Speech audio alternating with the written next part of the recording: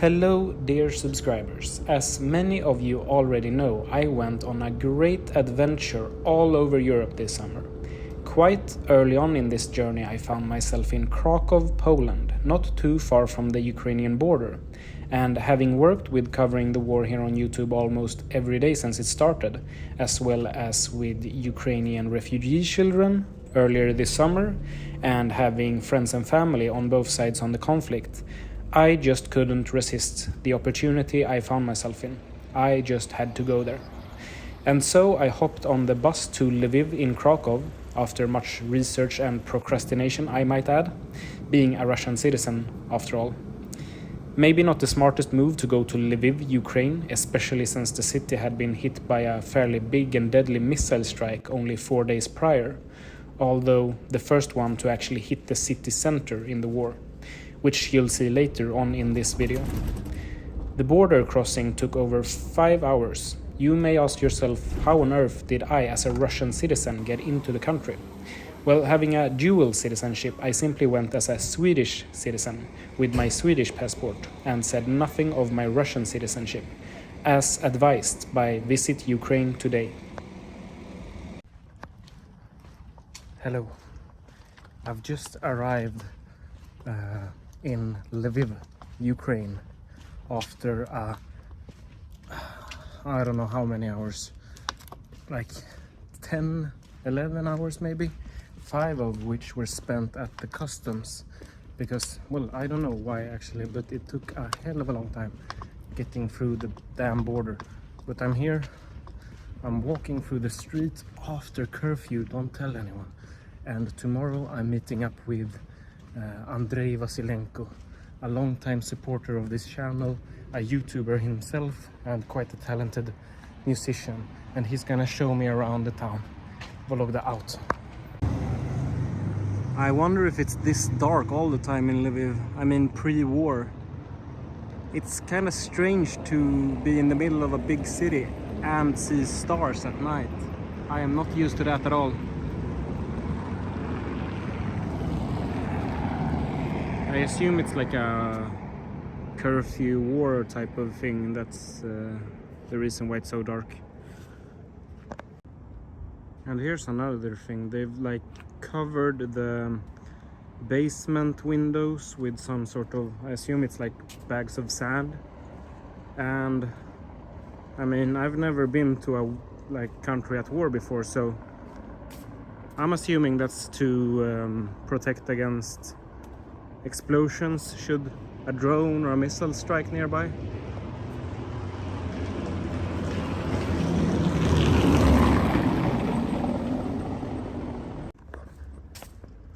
I'm now entering what I think is like the old town part of Lviv.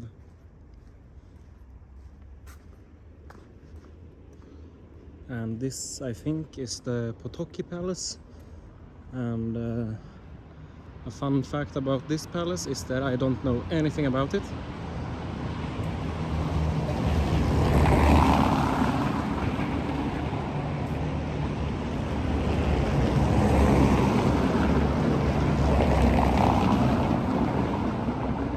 Some of you may know that I went to Switzerland a few weeks back, and I didn't plan on it, but I actually worked with the Ukrainian refugee children there, because the woman I was staying at, the friend of the friend I was traveling with, who we stayed at, she's a teacher in Bern, and part-time she worked with the Ukrainian refugees, and it just so happened they needed help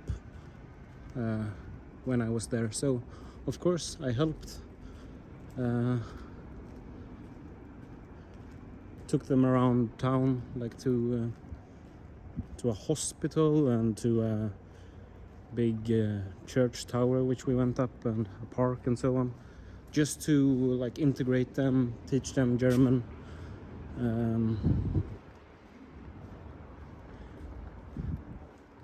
Like that. And of course, having worked with the war with YouTube, you know, for so long, it's like I really wanted to take this chance and go here while I was so close. Didn't really plan on it. Here you can see they built a cage around the statue in order to protect it from shrapnel should a missile or drone strike in the vicinity. I don't see any damaged buildings right here though, but I assume I will on this journey. What the fuck is that moving?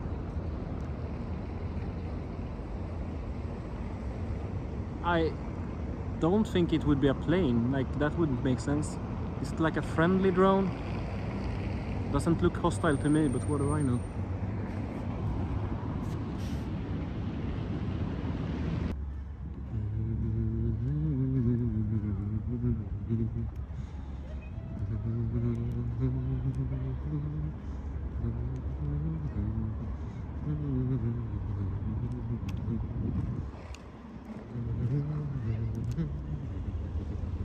So at this point everything was so new to me, and I was pretty damn nervous about actually being in a country at war. So I just went around the streets of Lviv humming the national anthem of Ukraine aloud, so that nobody would suspect that I, a Russian citizen, had infiltrated their town, you know? These Eastern Europeans sure know how to make statues.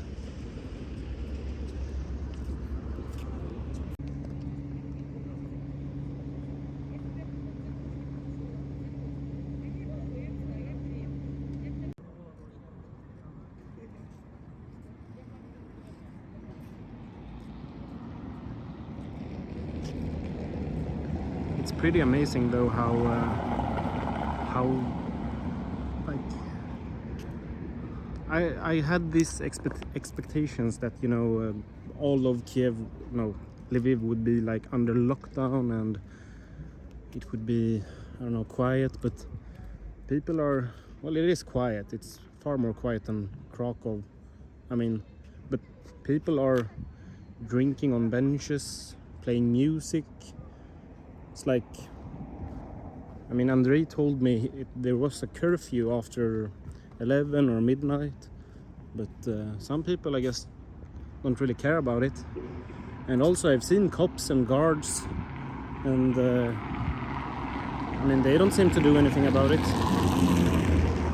It's like people are like, yeah, there's a war going on, but not really. I don't know.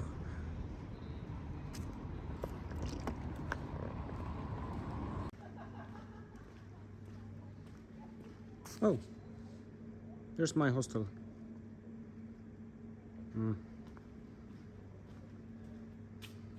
Dream hostel. I'm just gonna check out that square first, and then I'll go to bed after I've checked in. Then I'm gonna get up early to see as much of the city as possible.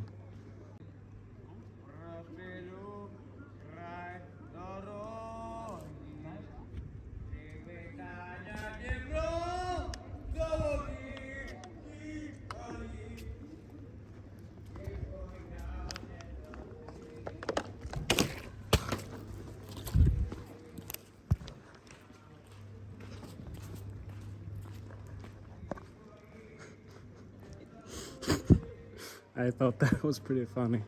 I mean, it's like there's no war at all.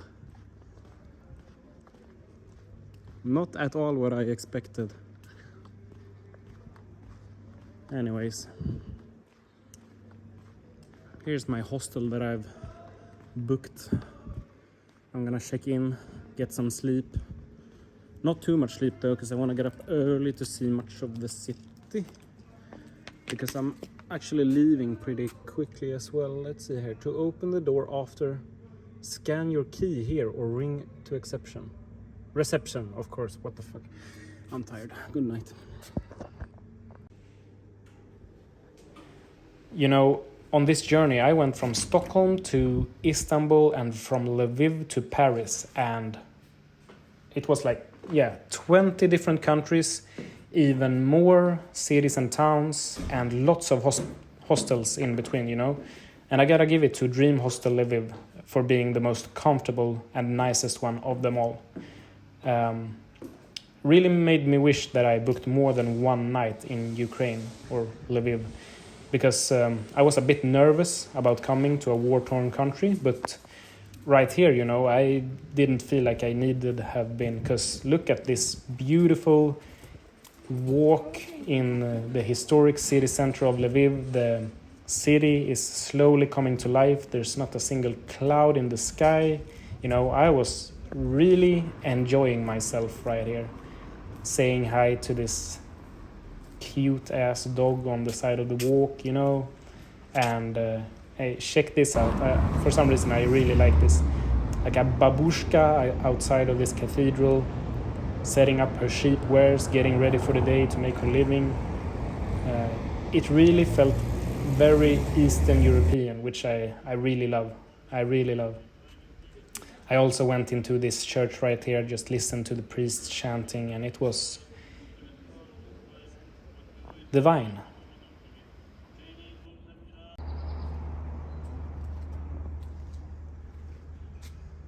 I'm not sure if I'm like disgusted or intrigued.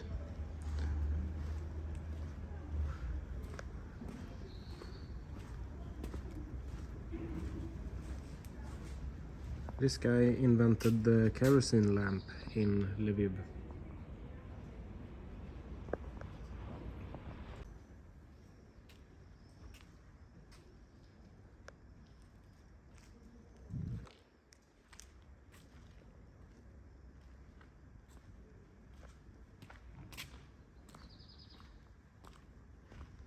So I'm just gonna let you enjoy watching me stroll through this really cute part of the old town of Lviv, hanging out with some cute cats before meeting up with Andriy, at which point I'd started to record our conversations so that you guys can get a, you know, first-hand perspective from a Ukrainian on the war in Ukraine. So enjoy.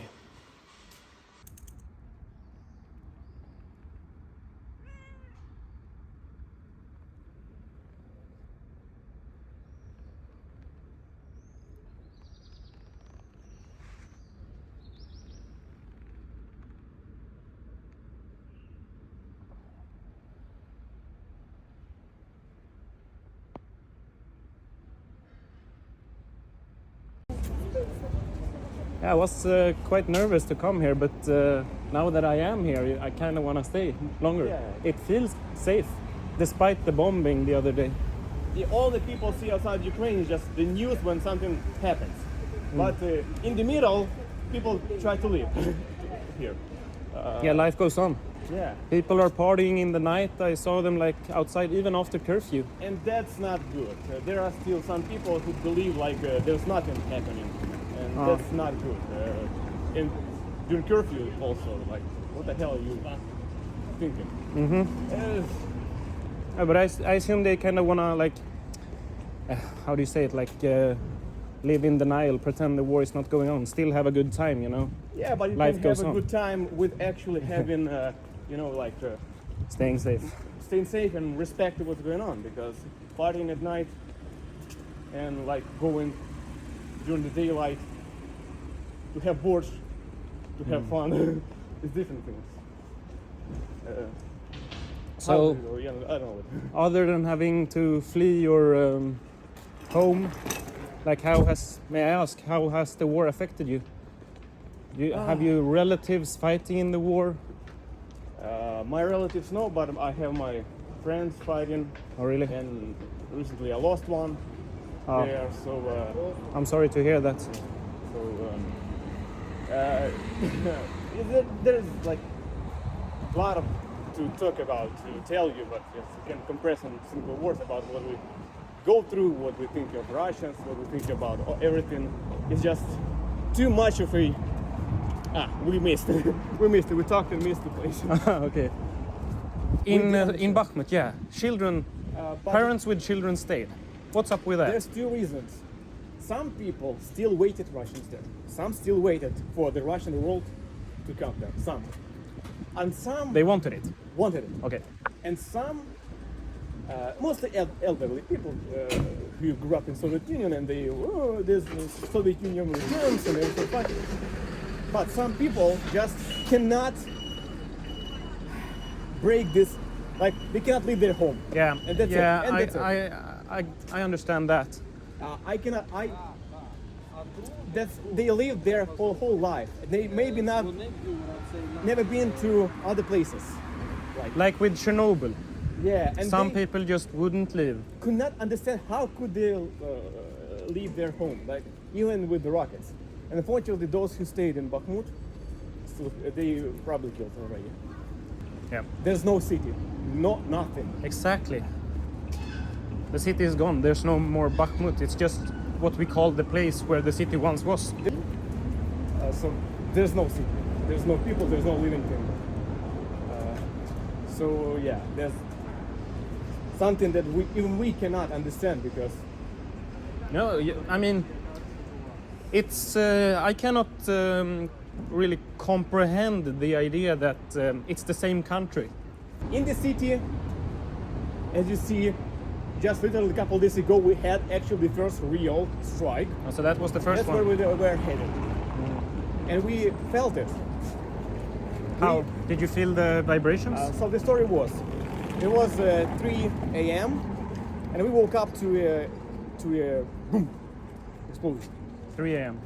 Yeah, and so my wife with kids went to the kitchen. Kitchen is like several walls from there. It's the safest place. And I was like, all right, next time I'll go for there. And next time in 10 minutes, boom, closer, a bit closer, you know. I'm gonna head out to the kitchen. And while I was getting my ass out of the bed, another one, boom. So and wait, then- you stayed in the bed even though you heard Yeah, explosions? well, that's the thing, like, we are adjusted to it. So we unfortunately get a bit unconscious. Yeah. And that's what I saw last night. You know, people partying in the streets, pretending the war is not real. Yeah, and then when we were in the kitchen, so understand, the place was 2 kilometers from us. We had the closed windows with 2 layers of window. And we had the door to the kitchen, so there's several layers of construction between us. And when the strike hit there,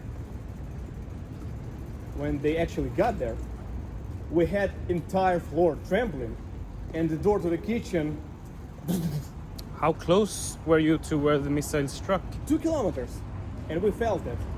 And they were like caliber missiles, Yeah, kind caliber. of big then. They Big ones. destroyed the whole house. Did they? No. Not a whole house, but there was the destruction pretty much within the radius of 1 kilometer, ripped roofs, broken windows, and even our house may have had some old cracks getting bigger from that. Because it was, Right. the entire building was, and we were 2 kilometers from there. So that was the first real strike on Lviv. Yeah, Just a few days before I arrived. yeah. Yeah, you know, I actually changed my mind. I was in, I think, I was in Poznan when I heard the news, I think. And I actually changed my mind. I was like, I'm not gonna go to Lviv then. And then I thought about it for a few hours, and then I changed my mind back again and like, no, I'm going. The crown was lost eventually, but the symbolic crown was still there till the essentially early 20th century. What does it say? Korol Король Данило. Danilo.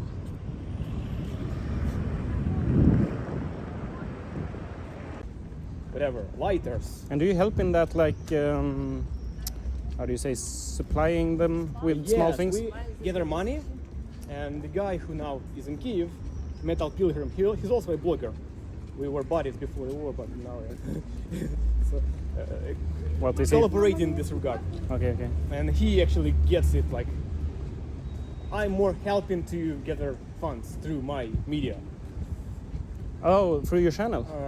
Or including yeah, okay. And is this like confidential? No, is it official? Like, should I post this or not? No, Is you the can question. post this. Our fund is called Steel Wings.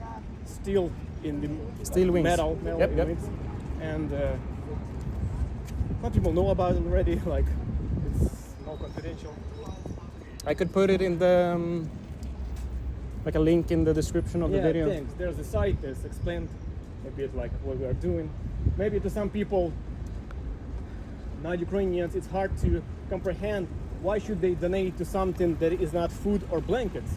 But that's the reality. We need everything to survive. And drones, especially, they are needed to conduct surveillance and everything. I saw something fly over Kiev yesterday. It had a white light, and it flew slowly, and I didn't see what it was. I don't think it was a plane. Do you think that was a drone? Maybe, but that's probably something by the military of Ukraine. Yeah, of course, friendly. You're not allowed to launch anything in the air now. Like No, of course drones, not. No But balloons, that's what I meant. Balloons in the sense like. That's what I meant. That's- Like friendly drone, like controlling the city. No, you cannot. Hey, I kind of wanna look in here. Is that like a little street market? This little market. Oh, cherries are really Ukrainian. No. What's this? Halon berries? Is that what? No. Oh, I know. Raspberries. And this is the. And these I are don't really know. Swedish, like these ones. This one. This Yeah. is the kind of the forest. We call them Smultron. Polunitsa, Sunica. We call them smultron. Jordgubbar, hallon, smultron, björnbär, blåbär. We have all of this in Sweden. And cherries too. Have them in our garden. You wanna have some? Yeah, you wanna like buy and make on the road? I'm paying. I don't, you have cash. Oh, yeah, you need cash. Yeah. Let's keep looking then. Yeah. So you wanna see around? Yeah. So wait. First day you took shelter, obviously. Is it down? First day we essentially spent in our apartment. The second day we spent in the bomb shelter. And the third day you took the train to Lviv. And that was the second day. And did you end up in like a refugee camp in Lviv? No, we should go Up, right? Yeah. upper. No, Where did you go when you came to Lviv first? we actually barely packed in the train from Kyiv because too many people wanted to flee. Of course. The train car wagon was too. People were standing there. Yeah. I was standing the whole trip. Usually it would take like 6 hours from Kyiv to Lviv, but it took. We departed 5 p.m. and came and arrived at 6 a.m. So count Like 12 12. many hours. And so we went, sought some buses to Poland, and they say, of course, only women and children. All right. Boarded the family. They To went Poland? to Poland, to Krakow. Yeah. And I was standing there. What the hell am I gonna do now? At 6. Stuck in Lviv in a Yeah. war. And so I wrote in my Telegram community, who is from Lviv? І один написав мені, я. I am. And so I called them. Thanks to your YouTube channel Yeah. connections. Section. I So had like, a small Telegram community, like 1,000 people, and some. And So you got that's to stay actually- with them then. And the guy said where he lives, and I lived for months there. Right, and that's when I wrote to you. I remember you telling me this. Yeah.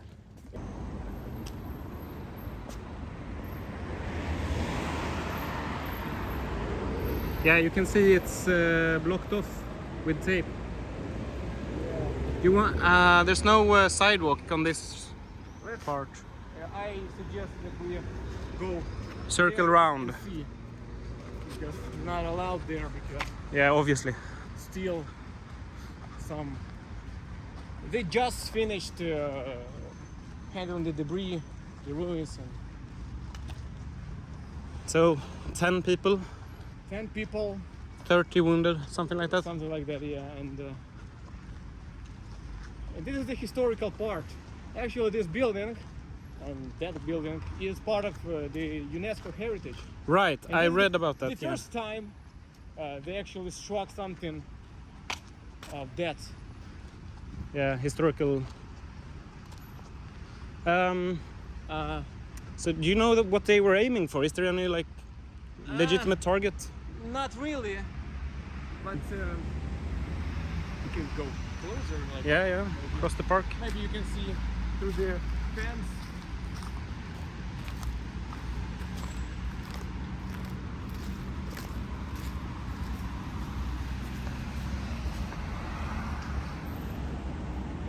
There's nothing really to see from here, and you are not allowed there unless you live there. Yeah. So nothing here. But we actually can, maybe down the road we can see the broken windows and Yeah. roofs on other places. Wait, I see. Never mind. Oh damn, that's a lot. And they even closed the park off here. Yeah. Let's go here then. Damn. Damn. This. Oh shit, look at the roof. We can better see from here. Yeah. We better hide a bit here because there's the guard. Yeah. He will tell us to fuck off. So you see, there's something. Jesus. You see Oh, something. that's not a small explosion. And that's all not, the wind. That's not the place it hit. Yeah, I see that. It's just a shockwave. Yeah, I get that. What the hell? And that's actually within the radius of 1 kilometer. Broken windows and roofs. And even your house, like 2 Yeah. kilometers from here, had cracks. 2 kilometers may have some cracks from it because we heard a massive trembling of everything. There's the power of one cruise missile. And we have like daily across Ukraine. Yeah, daily. And one of the times, one in a month, they have like massive attack, like several dozen at the same time. Oh damn. And the debris fell down there on the roof.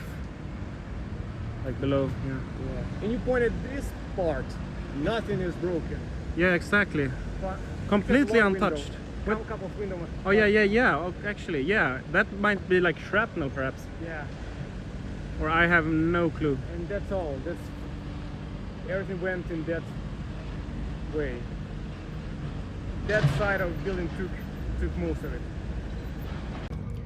So after this, Andriy was kind enough to walk me to the bus and made sure in Ukrainian that I got on the right one.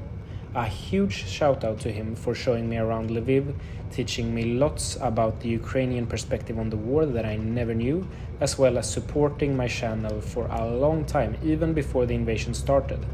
It's actually through YouTube that we got to know each other, and I'm very glad that I got to see him in person, despite, or strangely enough, perhaps thanks to the difficult circumstances.